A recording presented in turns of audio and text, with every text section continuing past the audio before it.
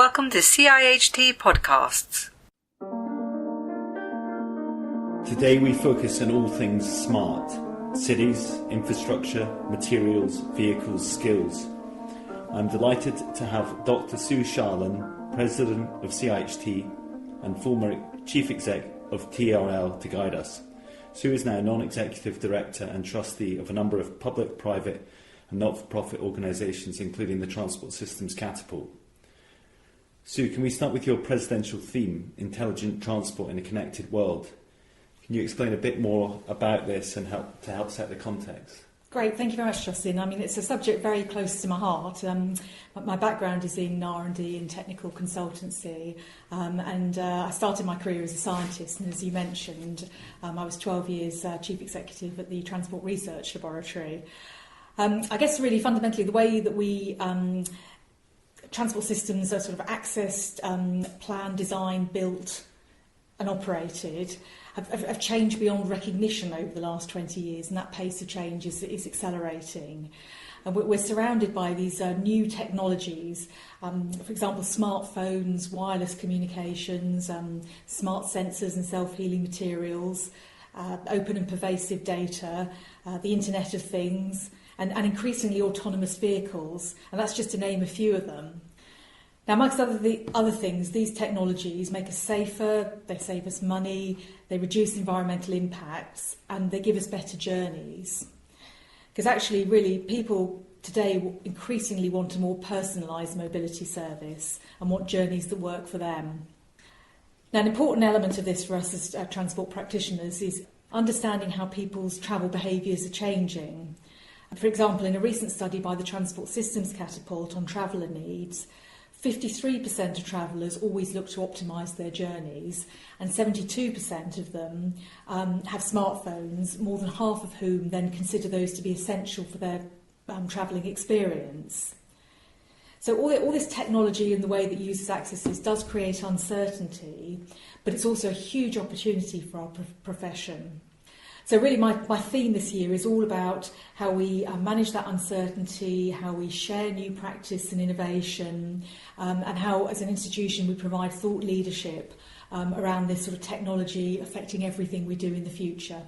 Interesting. And one thing is cities and smart cities in particular, and this seems to be on the agenda, the application of technology to cities to help make them better places, enable growth, make them more sustainable. How do you think the UK's faring in that?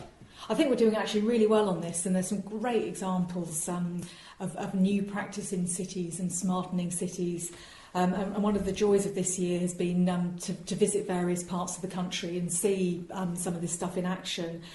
For example, the South West region ran a conference on smart cities in Exeter in February this year.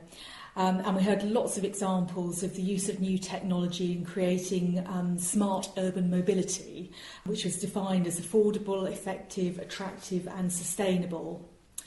And we also heard about how it's really important to have a strong and inclusive vision by all these stakeholders so that this smart urban mobility may be achieved. We heard a lot about examples in the UK, and there was a bit of a focus on the South West in Exeter as a city where there's a lot of ideas being generated and going into practice through various projects. But also we actually heard of some interesting practice in Europe at the moment, and particularly in Amsterdam and Helsinki, there's some really good smart schemes in place.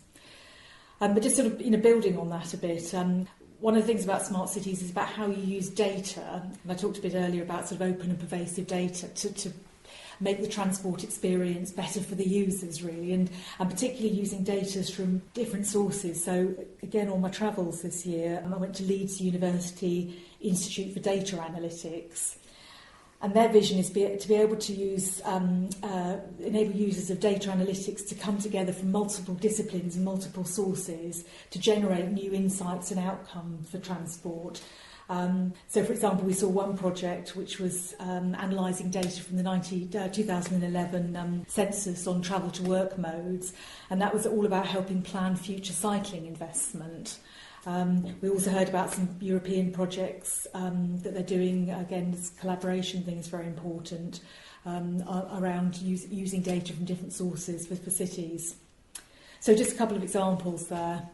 Interesting. You mentioned University of Leeds, and have you heard about their research programme on using robots and using robots to fix potholes and streetlights? Do you know, I hadn't heard that one, but that's brilliant. I've heard one of, might be Milton Keynes, I think it was, looking to use vehicles on the roads to accelerometers in vehicles to measure the condition of the road. But the drone sounds like another development of that. Yeah, it was. The idea is the future one where everyday maintenance issues are not only reported by mobile robotic sensors, but one where the repairs themselves are carried out by robots. So it's a that sounds fantastic. £4.2 million research project looking at self-repairing cities.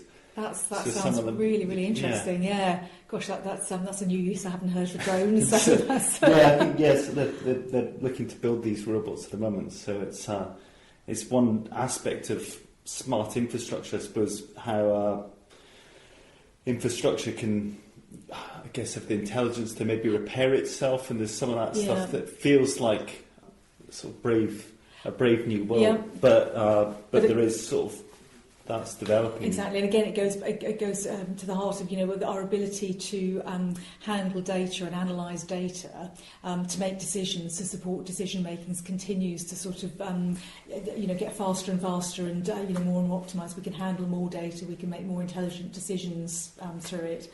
I went to another conference earlier this year where we had two very interesting data-driven presentations. One from a company called Route Monkey on how to use real-time information and algorithms to optimise fleet services with electric vehicles to optimise the loading and minimise the journeys and so on. And then TfL gave an interesting presentation on analysing data on the public transport service to tailor travel services and to influence traffic patterns to encourage people to travel at slightly different times, again to optimise the use of the transport infrastructure, and both really intelligent and interesting projects. Because following the 2012 Olympics, I think they've been doing quite a lot on fleet management and trying to phase things, and also use of electric vehicles to try and avoid the peak times and manage that. And use the assets, as comprehensively as possible. So spread it out rather than get the points where everything's... Exactly, And you mentioned smart materials. This is inspired by biology, but these are being tested in the real world. Do you see a time when engineering can replicate nature in being able to heal itself when damaged? And if so, how is what's the UK doing this? Well, I think again there's some really interesting work going on in this area, kind of in self-healing materials, both using chemical and biological interventions. There's some pretty interesting projects at some of the universities, TRL where I used to work, and so on, looking at this stuff. So I think it sounds a bit science fiction, but it's becoming more the reality as we understand more about the potential of materials and the biological interventions. Again, I went to a very interesting symposium this year at the in Nottingham, the East Midlands symposium called Smarter Roads, and it had a section around smarter maintenance, smarter bridges, smarter asphalt and so on, and talking about this kind of vision of a permanently open road, which is not only kind of self-maintaining using these self-healing materials and so on, but the road is sort of designed by computer. They described it built by robots off-site using recycled and self-healing materials. And that kind of vision is being spoken of more and more. Again, at TRL, we worked on something called the Forever Open Road concept, with exactly the same sort of idea about minimising and eventually taking to zero the closures needed of road for maintenance, and very sort of intelligent infrastructure as well, having more sensors built into the road, and not just for the maintenance side of things, but obviously the safety side as well, which touches on smart vehicles, which I'm sure we'll come to. But there is a lot going on in universities and research establishments, and indeed private companies as well now in the UK. So I think we're very well placed. And the use of drones, I think, is also becoming more prevalent in it was used by DFID, I think, in the Nepal earthquake to for the relief effort to target it precisely, and also used for bridges, for high quality imaging. But in high winds, they're a bit more vulnerable. But some of these things are kind of there almost. And actually another area where again it's using this new data thing is using satellite data, because the images you can get from satellites now are so incredibly accurate compared to how they a few years back. You can look at things like slope stability and things like that using those sort of images. So again, new data sources coming in to help our understanding and help our maintenance. I think there's something happening with Transport Scotland, because they've obviously got the climate and the risk and the terrain that makes parts of their network vulnerable to landslip risks. And I think they've got something with using satellite data. Right, okay, that's I think it's called Live Data or something. Oh, okay, right, okay, so, Yes, these things are live land demonstration project. Becoming a reality now. Combined with sensors on site and so on. It's again, melding data sources together and making intelligent decisions based on that, the analytics of that data. It's a very, very strong and powerful theme across many areas. And you mentioned vehicles, because this is another area of enormous change. We had an event recently at CIHT where we had perspectives from TRL's work in that space, and also Volvo a week before they announced. Yes. I wish we got the scoop on that. Oh, absolutely. This is the Drive Me project in the UK to complement the one in Sweden. Yeah. That's amazing. It only came out a few days after the lecture, didn't it? Brilliant, yeah. But just wondering what your thoughts are on connecting autonomous vehicles and where that space is now, given your background in research and leading TRL.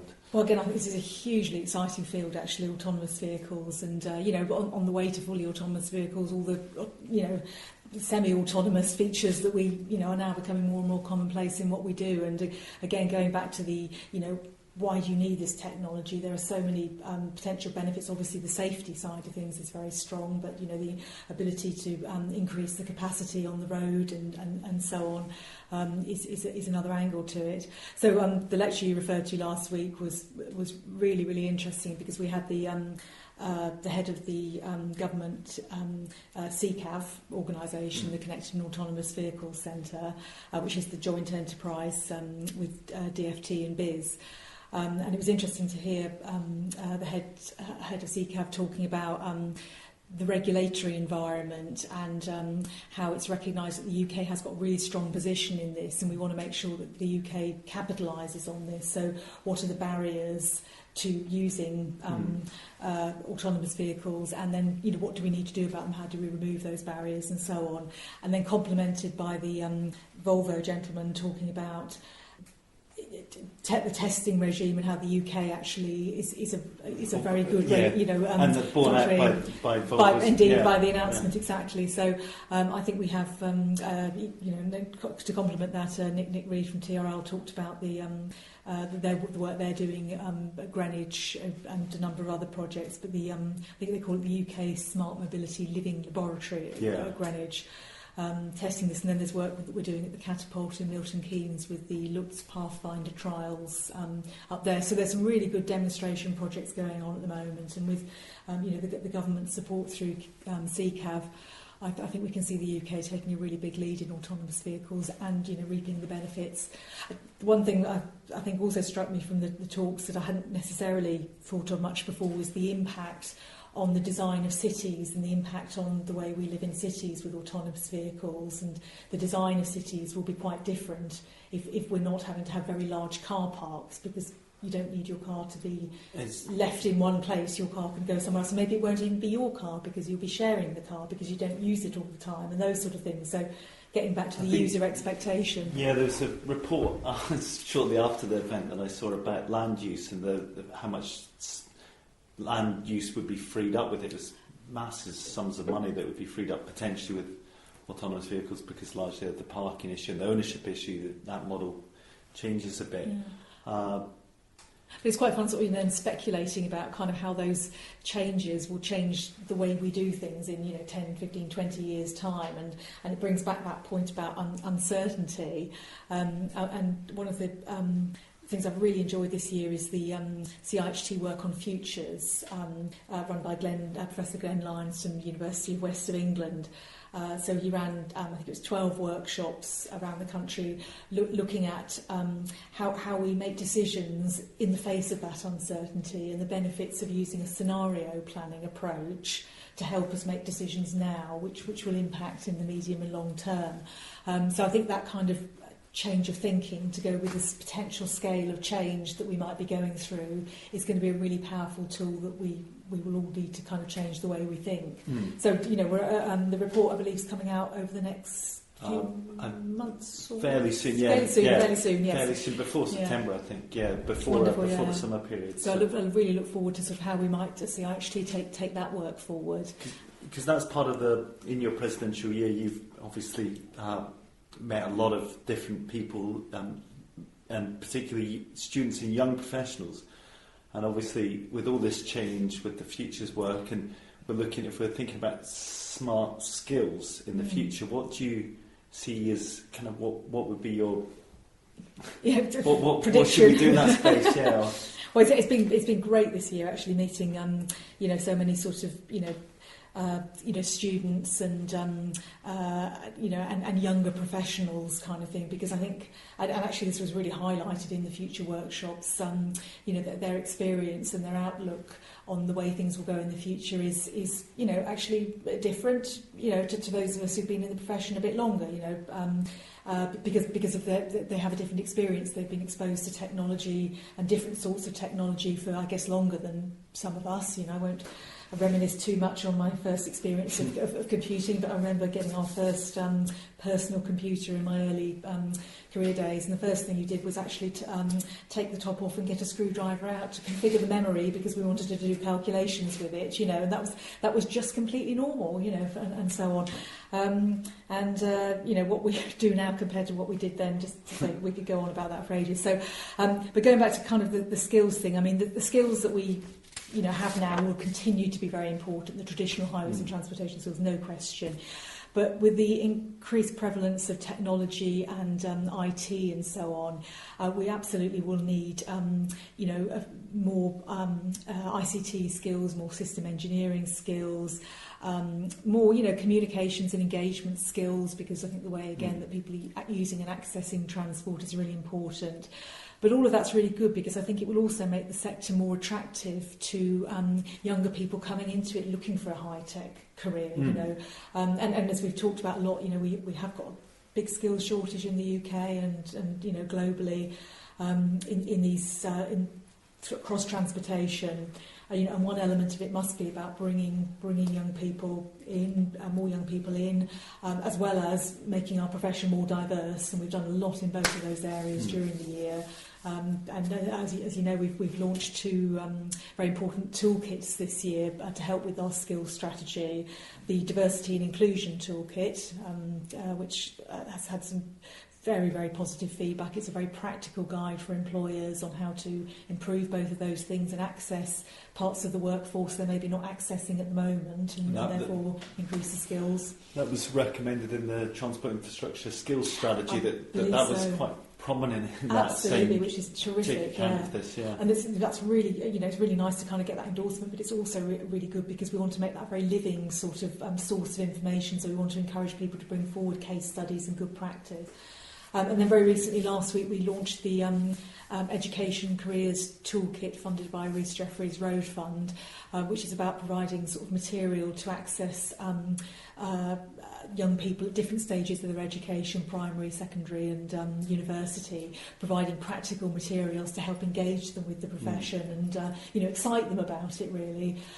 So that the whole skills agenda has got a very many different parts to it, but I'm really pleased that we're doing an awful lot, and again talking about these future skills that we need. It's not just doing more of what we do, it's adding to. And in doing so, making the whole package more appealing, particularly to young people who inevitably love the idea of transport. I think it's something that comes quite natural to them. But I think when you combine that with the idea that you can use drones to monitor your assets, or you can work with automotive companies that are doing hugely exciting things, I think when you tell that to the next generation, they'll go, that sounds pretty exciting, cool. Yeah. Exactly. I mean, just going back to the automotive sector, and another thing, a big thing at the moment is that, the alternative propulsion systems and the take-up of electric vehicles. Again, on my travels, I went to the University of Newcastle with CIHT, North East and Cumbria region. And I went to a lecture on summarising a large range of research, actually. It was called Findings from Real-World Electric Vehicles Trials, and really got a good overview of the whole electric vehicle kind of space at the moment, because the take-up is increasing, the technology is kind of improving the range of electric vehicles, lots of discussion around the charging infrastructure, and because the range is better, then you don't maybe need as much charging, but then there's a lot about public acceptability of it and understanding that actually the range is the ranges of these batteries now are absolutely more than the average travel that people need in a day. So actually plugging your vehicle in overnight, or it's perfectly okay. You don't need to find somewhere to plug it in, and for most people's average journeys, kind of thing. So. And then obviously the development of rapid charging points on the strategic road network is part of the sort of the tackling the longer journey things. So there's a lot happening around electric vehicles as well. Sort of going back to the point about again exciting young people in new technologies. And the take up is if that takes off, then maybe there's lessons or experience that are relevant to autonomous vehicles. Indeed, that exactly, the idea of what you ultimately customers will want to either buy this stuff or they won't buy it, and it's maybe there's levers that you can help, the government can help with that, but it's still early days, I think. I think there is a big part of it which is around the kind of understanding what are the barriers in people's minds to taking an electric vehicle, or a semi-autonomous and eventually an autonomous vehicle, and then working with that and providing solutions to those barriers, whatever they are. So, but electric vehicles, certainly the take-up is increasing, and in terms of the impact that can have on the carbon emissions in the UK, it is significant. And also air quality as well. And air quality is very, very hot topic at the moment. Absolutely. So if you've got a fleet of vehicles, you might be minded to consider that strongly, given changes in diesel vehicles and so on. Definitely, It sounds like it's been a good year, but how would you summarise your year? It's been a great year. I mean, I've still got, I think it's 5 weeks to go, so I'm still hoping to do a bit more in 5 weeks. But what's been great about it is that this is a topic that people are talking about. We know that transport in sort of 20 years' time is going to look really different than it does today, and this whole thing around intelligent mobility is going to have a profound impact on the way we move people and goods and so on. And the way that users want to access transport is changing, partly through the technology, but partly through the sharing economy, and so on. So I think what's been great for me is that we're talking about this so much as an industry. It's not a subject I've had to kind of push in any way, and I think that sort of, sharing experience, sharing new practice, sharing innovation is a really good way forward, and it's a role that CIHT, has right across the board. So, I've had the privilege of visiting many parts of the country, and I've still got my trip to the branches in Hong Kong and Malaysia to look forward to see what they're doing over there with their transport schemes and their new technologies as well. Probably similar challenges across, like it's intelligent transport in a connected world. Absolutely, global challenges everywhere, and the prevalence of the smart city and so on. So it's been a great year so far, and hopefully it's something that I can continue to join in on CIHT post my presidential year, and I look forward to that. Good. Well, thank you for all the work over the year, and good luck with the final stretch. Hopefully there's enough charge in the battery to keep see you over then. But well, thanks very much for your time. Great, thank you very much, Justin. Thank you. Thank you for listening to this CIHT podcast.